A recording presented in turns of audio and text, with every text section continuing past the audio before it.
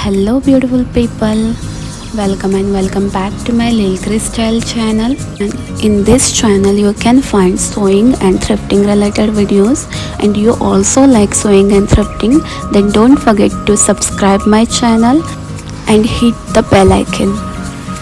This sari is my grandma's sari, so today I'm making a short kurti out of from here. I'm taking my body measurement. My bust measurement is 33 to 34 centimeter. My waist is 28 centimeter and hips measurement are 39 to 40. इथे सारीला मी double fold केलं आहे. मी थोडा nervous आहे because this is my first time trying side cut kurti आणि मी थोडा confused सुद्धा आहे about pattern of the kurti.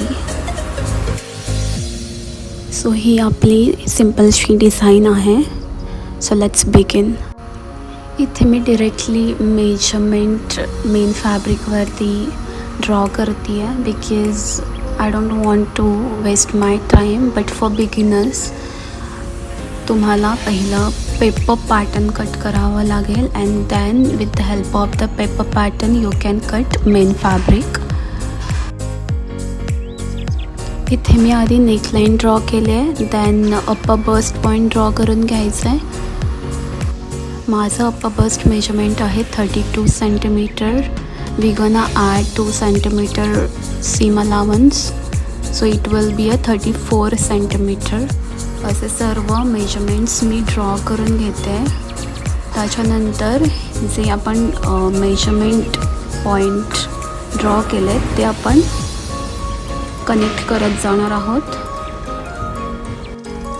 इथे मी वेस्ट मेजरमेंट ड्रॉ करते आहे. माझं वेस्ट मेजरमेंट आहे 28 सेंटीमीटर. त्याच्यामध्ये 2 सेंटीमीटर सीम अलाउन्स ॲड केलं की होतं 30 centimetre. And plus I wanted to add darts on my waist line, सो मी 1 सेंटीमीटर एक्स्ट्रा ॲड करते आहे. तर मग असं करून होणार 31 सेंटीमीटर.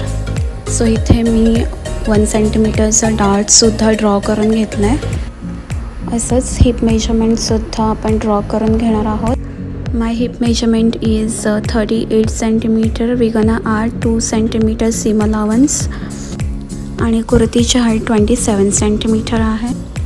असे सर्व लाईन्स मी कनेक्ट केल्या आहेत आणि डिझाईन काही अशी दिसते.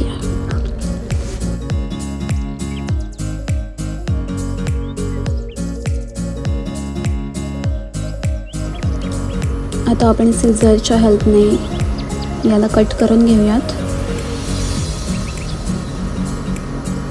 हे आपलं फक्त फ्रंट पॅटर्न आहे. अजून आपल्याला बॅक पॅटर्न कट करायचा आहे.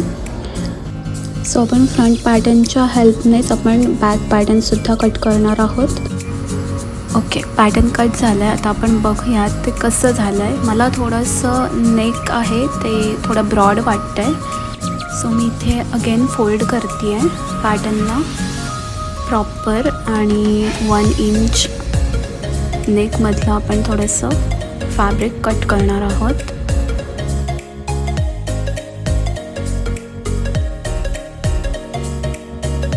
आता मी बॅक पॅटर्न कट करते आहे. सो मी पहिलं जे फ्रंट पॅटर्न होता ते मी ट्रेस्ड केलं आहे आणि आता आपण ते प्रॉपरली सेट करून घेणार आहोत. माझ्याकडे इथे दिवे होते ते मी यूज केले आहेत बिकॉज फॅब्रिक इकडे तिकडे व्हायला नको म्हणून. आणि असंच आपण सीझरच्या हेल्पने आपण हे कट करून घेतो आहे.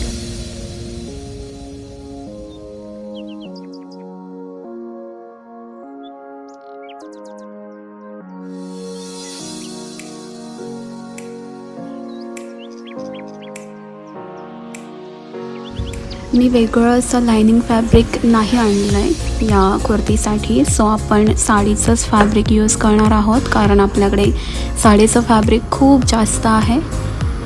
सो इथे मी लायनिंग कट करते आहे. मी पूर्ण कुर्तीसाठी लायनिंग कट नाही केली आहे, फक्त अप्पर बॉडीसाठी लायनिंग कट केली आहे. असं मी फ्रंट आणि बॅकसाठी दोन्ही पार्टसाठी लाईनिंग फॅब्रिक कट करणार आहे. तर असे हे आपले सर्व पॅटर्न पीसेस कट करून झाले आहेत. हे जे आहेत ते लाईनिंग पॅटर्न आहेत फ्रंट आणि बॅकचे. हे मेन फ्रंट पॅटर्न आहे आणि हे बॅक पॅटर्न आहे.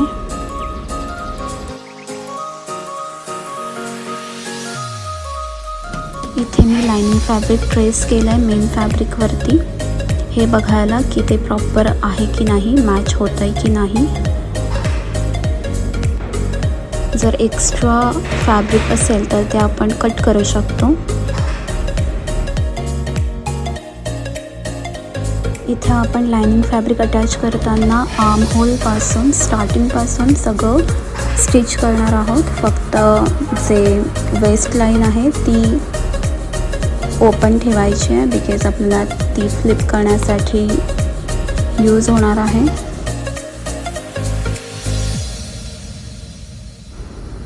असे आपण दोन्ही पार्ट अटॅच करून घेणार आहोत लाईनिंग फॅब्रिकसोबत. हे आपलं नॉटचं फॅब्रिक आहे. जेव्हा आपण लाईनिंग अटॅच करणार आहोत तेव्हाच नॉटसुद्धा आपण ॲड करून घेणार आहोत.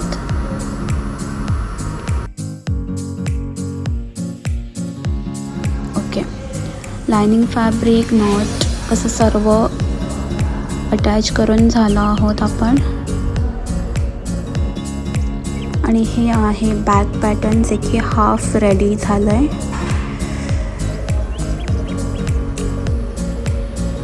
इथे थोडं मी आता डाऊट येत आहे मला माझ्या कुर्तीवरती बिकॉज तुम्हाला इथे दिसतं आहे जे साडीचं फॅब्रिक आहे ना ते खूपच थिन आहे आणि अशा पॅटर्नमध्ये कुर्ती मला तर नाही ठीक. Now I am thinking of changing the design of the kurti.